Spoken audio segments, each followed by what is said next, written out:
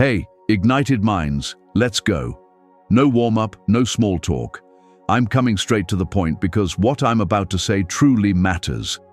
If you've been struggling to stay focused, if you sit down to work and 20 minutes later you're somehow watching random videos about penguins you never intended to search for, then you need to hear this today. You are not broken. You are not weak. You don't have a naturally short attention span. You're not just like that. What you actually have is an untrained mental muscle being asked to carry weight it was never prepared to handle, in a world specifically designed to make that lift almost impossible. Think about that for a moment. The apps you open every morning were built by teams of engineers, psychologists, and behavioral scientists whose entire mission is to make sure you cannot easily put them down. They are literally paid based on how many seconds of your attention they can capture, and they are extremely good at doing it. Now you're trying to compete with that system using willpower alone. No wonder it often feels like you're losing. But here's the part that changes everything. Focus is a trainable skill. It's not a gift, not a personality trait that some people were lucky enough to be born with while others were not. It's a skill. And like any skill, it improves when the right principles are applied with consistent practice. That's exactly what this video is about. 6 principles, not tips, not quick hacks. Principles, the kind that operate beneath the surface, the kind that don't just change what you do today, but slowly reshape how your brain works over time. Think about someone you admire, someone who consistently gets things done, someone who builds, creates, and produces while everyone else is still scrolling or getting ready. Do you think they were born with some magical focus gene? Of course not. What they have is a different relationship with their attention. Somewhere along the way, maybe accidentally, maybe intentionally, they learned how to direct it, protect it, and use it like a tool. That is the real difference between where you are and where you want to be. Not intelligence, not talent, not luck. Just attention pointed in the right direction, again and again. Marcus Aurelius once wrote, "You have power over your mind, not outside events. Realize this, and you will find strength." He didn't write that for applause. He wrote it as a reminder to himself, a man surrounded by every possible distraction, wars to manage, an empire to run, advisors competing constantly for his attention, and yet he still had to fight daily to guard his own mind. That alone tells you something important. If Marcus Aurelius needed that reminder, so do you. So do I. Today we're going to explore why your brain keeps drifting away from what actually matters. Why many of the strategies you've tried before might have been the wrong tools for the right problem, and what you can start doing instead. Starting today. Not next Monday, not after you get ready. 6 principles, each one will hit differently. And by the time we reach the end, you will look at your attention in a completely new way. Before we move further, hit that like button right now. Subscribe if you haven't yet. Share this with one person in your life who checks their phone every 4 minutes. Leave a comment and don't skip any part of this video. Before we continue, type this in the comments and claim it as yours. My attention, my power, my choice. Number 1. Your brain is not the enemy. Your environment is. Let me ask you something. When was the last time you sat down to work and your phone stayed completely silent in another room for the entire session? Not minimized, not on vibrate, actually somewhere else. If just imagining that feels uncomfortable, that discomfort itself is information. Here's what's happening inside your head. Your brain contains an alerting system that scientists sometimes call the salience network. It developed over hundreds of thousands of years through evolution. Its job is to notice change, movement, novelty, possible threats, and potential rewards. It's incredibly fast, deeply automatic, and it works below your conscious awareness. Every notification sound, every red badge on an app, every scroll that loads something new, these all activate that ancient system. Your brain isn't misbehaving when it gets pulled away. It's doing exactly what it evolved to do. The real mismatch is that this system was designed for life on the savannah, not for a smartphone in your pocket. Dr. Gloria Mark at UC Irvine spent years researching interruptions in the workplace. What she discovered was striking. After just one interruption, the average person takes more than 23 minutes to return to the same level of focus they had before. 23 minutes for a single ping. Now multiply that across a normal day. Let's say you're interrupted only 6 times in a workday, which honestly is a conservative estimate. That could mean roughly 2.5 hours of fragmented, low-quality attention. 2.5 hours where you technically worked but didn't really produce. 2.5 hours where you were present, yet not fully there. And by the end of the day, you feel drained, wondering why nothing significant moved forward. Now you know why. This is not a character flaw, it's a design problem. And the moment you recognize it as a design problem, you stop blaming yourself and start solving the situation instead. That shift from self-blame to strategy is where real change begins. Here's something many people overlook. Proximity matters even when the phone is silent. Research from the University of Texas found that simply having your smartphone sitting on your desk, even face down, even turned off, can measurably reduce your available cognitive capacity. Part of your brain stays occupied simply by knowing the device is there. It spends background energy resisting the urge to check it, even if you don't consciously feel that urge.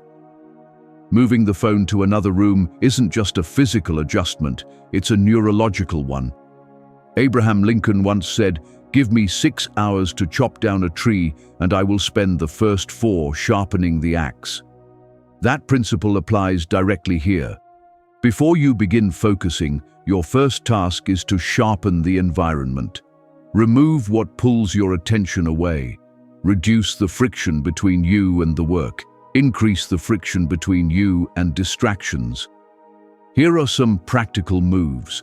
Put your phone in a different room, not just flipped over, but physically somewhere else. Close every browser tab that isn't directly related to the task in front of you. If you work from home, clearly communicate to people around you that a certain window of time is non-interruptible. Use website blockers during focused sessions. Turn off every notification, not just silence them, disable them entirely.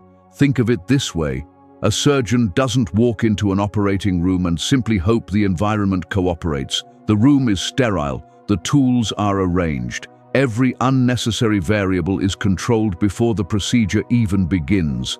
The surgeon's only responsibility in that room is the surgery.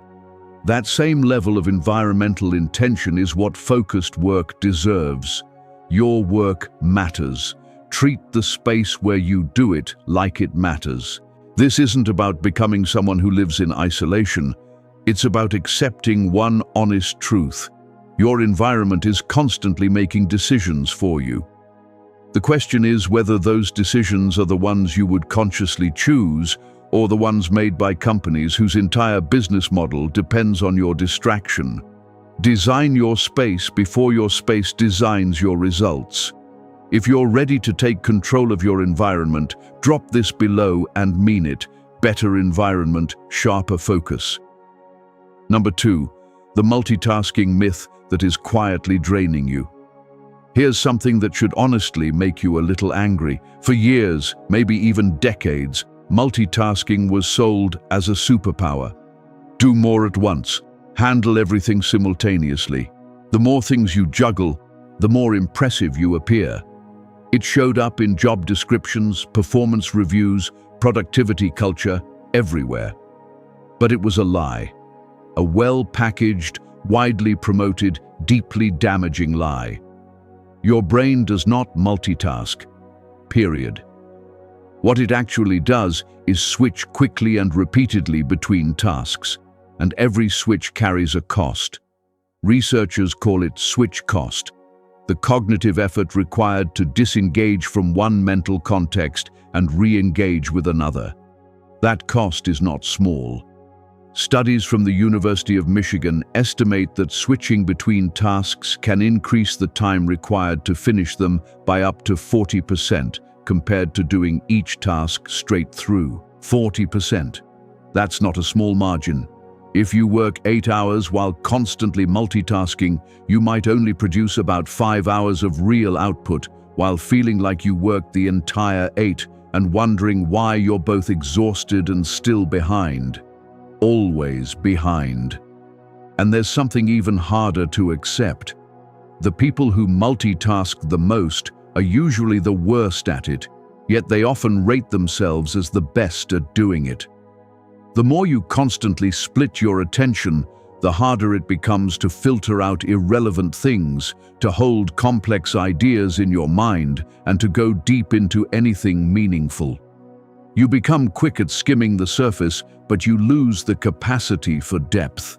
And depth, the ability to think seriously about difficult problems for long stretches, is where real value is created. Think about the work in your life that has truly mattered, the work you're proud of, the writing, the problem-solving, the creative thinking that produced something meaningful. Was any of that done in 15-minute bursts between notifications? Almost certainly not. It happened when you were fully locked in, when everything else faded away, when it was just you and the work itself. That state doesn't appear by accident, and it cannot exist when your attention is constantly fragmented. Bruce Lee said it clearly. Concentration is the root of all the higher abilities in man. Notice the word root, not a helpful tool, but the root.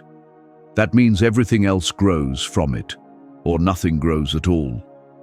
Your creativity, your problem-solving, your emotional intelligence, your ability to learn and retain information, all of it flows from your ability to concentrate.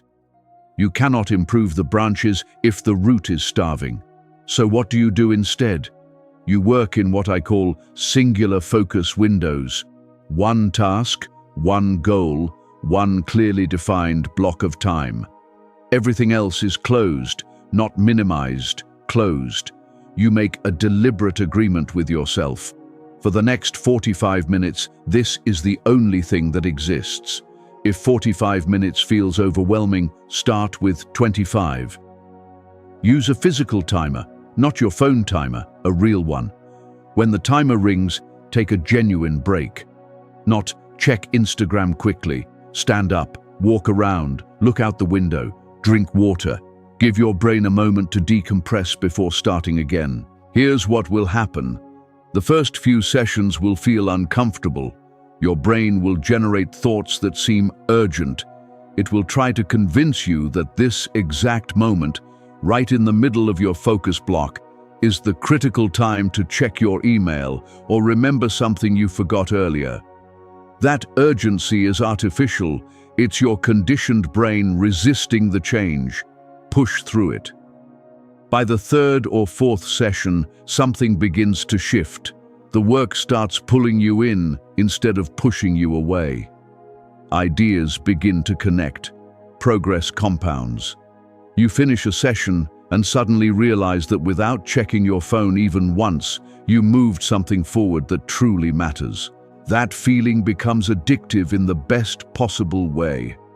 90 minutes of deep, single-focus work can outperform what most people produce during an entire distracted workday.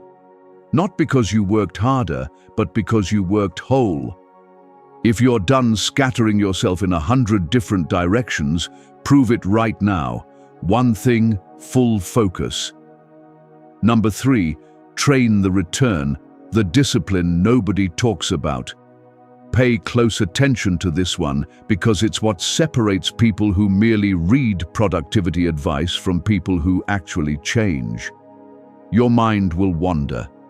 I'm not asking you to stop that. Nobody stops that. Even the most focused people on the planet, meditators with decades of practice, elite performers, surgeons in the middle of operations, experience mind wandering. The brain drifts. That part is normal. The real question and the real practice is what happens next. Most people react to noticing their mind has drifted in one of two ways. Either they chase the distraction, following that random thought about something they need to buy at the store, which leads to their phone, which leads to 10 other things, or they become frustrated with themselves, feeling like they've failed and wasting even more time on self-criticism than they lost to the distraction itself. Both responses are costly. William James, often called the father of American psychology, identified something more than a century ago that still holds true today. He wrote that the ability to voluntarily bring back a wandering attention again and again is the very root of judgment, character, and will. He wasn't saying the mind shouldn't wander. He was saying the real practice lies in the return. Read that again. He called it the root of character, not productivity, but character and will. That suggests something profound. The deepest parts of who you are as a person are shaped by this simple, repeatable act. Notice the drift and choose to come back. Every time your mind wanders, and you notice it without drama, without blaming yourself, and you bring your attention back to the work. That's a repetition. That's your attention muscle contracting under load. And like any muscle, it becomes stronger with practice. 10 returns in one session equals 10 reps. 20 sessions across a month equals hundreds of reps. Think about what that compounds into.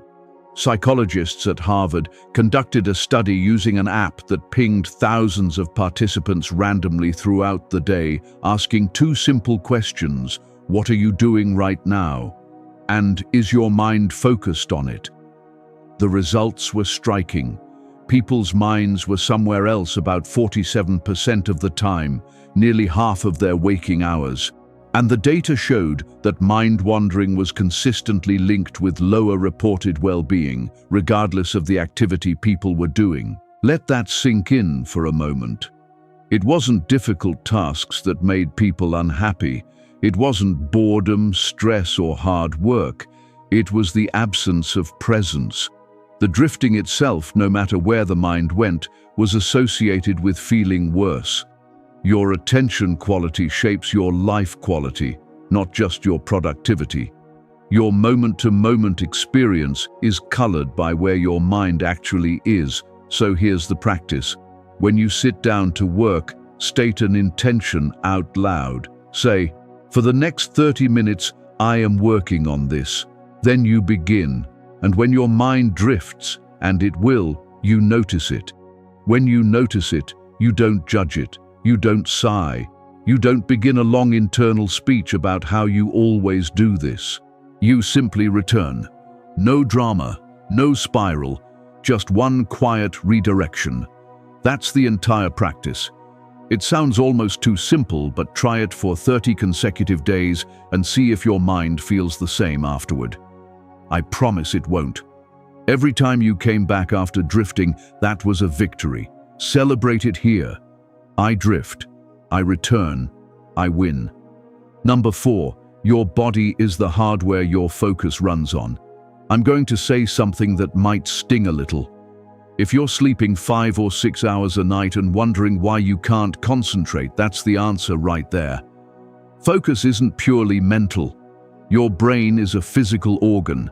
It runs on blood sugar, oxygen, and neurotransmitters that are produced during sleep and disrupted by chronic stress. When the hardware is compromised, the software cannot run correctly. No amount of motivation or discipline overrides biology. Biology wins every time. Here's what actually happens when you're sleep-deprived and trying to focus. The prefrontal cortex, the part of the brain responsible for attention, decision-making, and impulse control, starts to go offline. Not dramatically, but gradually and subtly. Your reaction time slows down. Your ability to filter irrelevant information weakens. Your tolerance for cognitive effort drops. You begin gravitating toward easier tasks, faster feedback loops, and low-effort work. And the most dangerous part is that you usually don't even notice it happening because your ability to evaluate your own performance is also impaired. Neuroscientist Matthew Walker's research on sleep is some of the most important and most ignored work in modern science. His findings suggest that functioning on 6 hours of sleep per night for 2 weeks produces cognitive impairment roughly comparable to staying awake for 48 hours straight. And here's the part that should really hit you. The sleep-deprived participants didn't realize how impaired they were. They rated their own performance as perfectly fine. It wasn't fine. You might be operating at 60% of your real capacity, calling it a focus problem, downloading productivity apps, buying planners, when what you actually need is 8 hours of sleep. That's it. That's the entire intervention. Epictetus once said, "Take care of your body. It is the only place you have to live." This was a man who owned almost nothing and controlled almost nothing in the early part of his life except his own mind and body. Yet even he understood this clearly. He had every reason to ignore the physical and focus purely on mental or philosophical strength. Still, he recognized that the body and mind are not separate. The body is the container the mind lives in. If Epictetus treated this as a priority with nothing to his name, it becomes hard to justify ignoring it when you have every resource available. Beyond sleep, there's movement. This often gets dismissed because it sounds like generic health advice, but the research on aerobic exercise and cognitive function is genuinely compelling. Regular physical movement appears to increase blood flow to the prefrontal cortex, the region most responsible for sustained attention, impulse control, and executive decision-making. In simple terms, you think more clearly when your body moves regularly. Even a 20-minute walk before a focused work session can measurably improve the quality of your thinking during that very session. Not after years of training, that session, that same day. The effect is that immediate. And then there's the one topic most people don't want to hear about: stress. Chronic, unmanaged stress floods your body with cortisol, which directly interferes with the prefrontal cortex's ability to function effectively. When you are constantly stressed, constantly overloaded, constantly running on empty, you are chemically weakening your own capacity to focus. The hustle culture narrative that tells you to simply grind harder through exhaustion isn't just misguided, it's biologically backwards. Nutrition matters too. Your brain is only about 2% of your body weight, yet it consumes roughly 20% of your total energy. It requires steady fuel, not dramatic spikes followed by crashes. Highly processed sugar creates exactly the kind of energy roller coaster that makes sustained attention nearly impossible. Real food eaten at reasonable times with enough water is not a wellness trend. It's simply the operating condition for the organ you're trying to improve. Here's the hard truth. Most productivity advice avoid. This isn't about becoming rigid or robotic. Life interrupts, real urgencies appear, flexibility matters. But there's a massive difference between a day that bends around a clear intention and a day that never had one to begin with. One of those days ends with progress. The other ends with exhaustion and the vague feeling that you were busy all day yet accomplished very little. You deserve days that finish with real progress. Build them the night before. Tomorrow morning, before you even touch your phone, drop this in the comments and commit to it. I plan first, I win first. Number 6, learn to sit in the fire. Boredom is where focus is forged. This is the one most people don't expect to see on a list like this, and it may actually be the most important principle of all 6. We have almost completely removed boredom from our lives. Think about every idle moment in your day: waiting for coffee to brew, phone out, sitting at a red light, podcast on, walking to the mailbox, earbuds in, lying in bed before sleep, screen glowing. Every gap, every pause, every second of potential quiet gets filled. We tell ourselves it's harmless, just filling dead time. But it may actually be one of the most powerful forces quietly destroying your ability to focus, and very few people are calling it out. Here's the mechanism. Every time you reach for stimulation, the moment you feel even slightly unstimulated, you train your brain to expect constant input. You condition it to see the normal pace of real work, slow, quiet, unrewarding at first, as painfully dull. Then when you sit down to do something difficult, your brain sends resistance signals because the task doesn't deliver dopamine fast enough to compete with the stimulation it has been trained to expect. You didn't wake up one day with a short attention span. You built one by never practicing the alternative. Each time you chose stimulation instead of stillness, you strengthened that wiring day after day, week after week, until sitting quietly with one task for 30 minutes starts to feel almost physically uncomfortable. That discomfort can be reversed, but first you have to be willing to experience it. Marcus Aurelius wrote something in his Meditations that has stayed with readers for nearly 2,000 years. He said, "Nowhere can man find a quieter or more peaceful retreat than in his own soul." This was written 2,000 years ago. No smartphones, no notification badges, no endless scrolling, no algorithms engineered to hijack dopamine. And even then he had to remind himself to turn inward instead of chasing noise outside himself. That reveals something important. The pull toward distraction isn't new, it's human nature. What is new is how aggressively that tendency has been amplified and exploited around you. The practice is uncomfortable but very simple. Intentionally allow yourself to be bored. Leave the podcast off during your morning walk. Just walk. Sit at your desk for 5 minutes before starting your work. No phone, no music, no input. Let your mind settle the way sediment settles in a glass of water. When you're waiting somewhere, just wait. Don't rush to fill the moment. Let the restlessness appear. Let it peak. And if you stay with it long enough, you'll notice it eventually fade. That fading is what you are training for. The moment when the resistance dissolves and a calmer, more focused mental state begins to appear. That is the state where your best thinking lives. It never arrives instantly. You earn it by sitting through the discomfort that comes before it.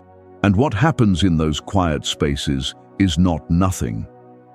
Research on what neuroscientists call the default mode network, the pattern of brain activity that appears during rest and mind wandering, suggests it plays a major role in creativity, memory consolidation, and the integration of complex ideas.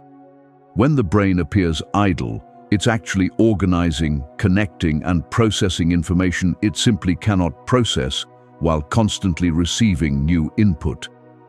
Some of your best ideas will arrive not during intense grinding, but during the quiet moments afterward.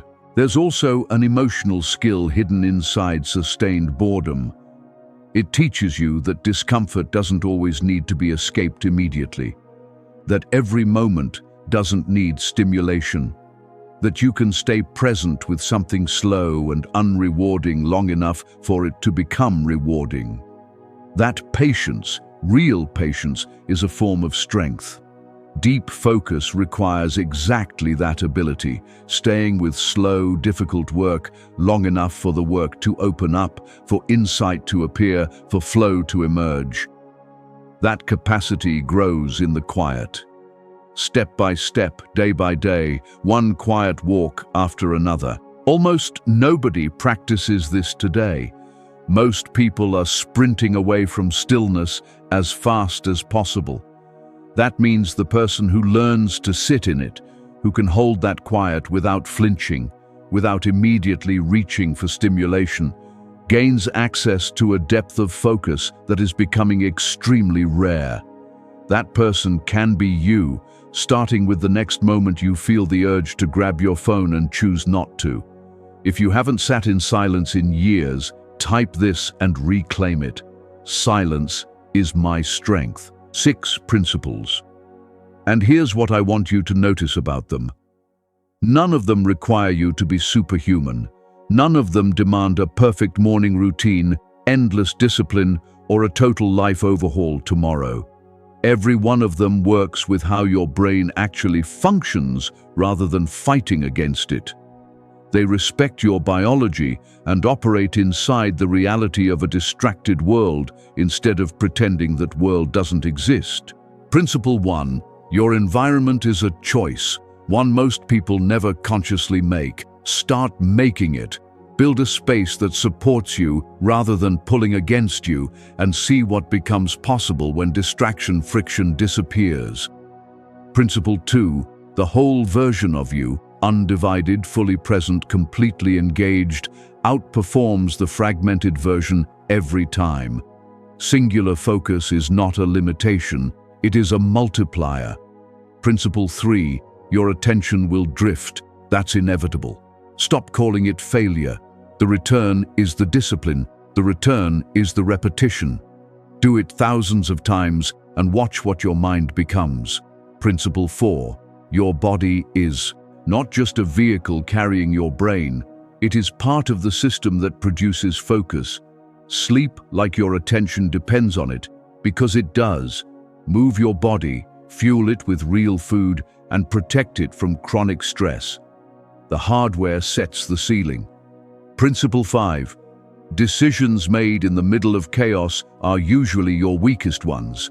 Preload your intentions before the noise begins, and you stop sacrificing your best hours to other people's urgency. Principle 6. The quiet engine behind everything else. Make peace with stillness. Learn to tolerate boredom without escaping. Sit inside the discomfort long enough to come through the other side. Because deep focus, the kind that builds meaningful things, exists in the space most people are too restless to enter. Here is something I know with certainty. The person who masters their attention in this era, in this exact moment in history, when attention has become one of the most contested resources on the planet, gains an advantage that compounds every single day. Not because they're smarter, not because they work longer hours, but because when they show up to work, they actually show up completely. That is rare, that is valuable, and it is entirely learnable. You don't need to implement all 6 principles tomorrow. Choose the one that hit you the hardest, the one that felt a little uncomfortable because it was too accurate. Start there. Stay with it for 2 weeks, not perfectly but intentionally. Then add the next one. Small, consistent improvements compound over time. That's how mountains move. That's how people change. Not through one dramatic moment, but through the quiet accumulation of better choices made one by one. Now, I want something from you. If one of these principles shifted how you see your own attention, tell me which one in the comments. Tell me what it changed for you. I make these videos for exactly that moment, and I want to know when it lands. Like this video, it takes 2 seconds and helps it reach someone who needs it. Share it with someone who should hear this today. You probably already know exactly who that is. Subscribe to the channel because we go this deep every single time, and you won't want to miss what's coming next. And thank you for watching all the way through. Sustained attention like that, right here, right now, is not nothing. It's proof of what you're capable of when you decide to use it. Now go apply it. I'll see you in the next one. You made it to the end. That focus right there, that's the whole point. Now seal it. Focused, unstoppable.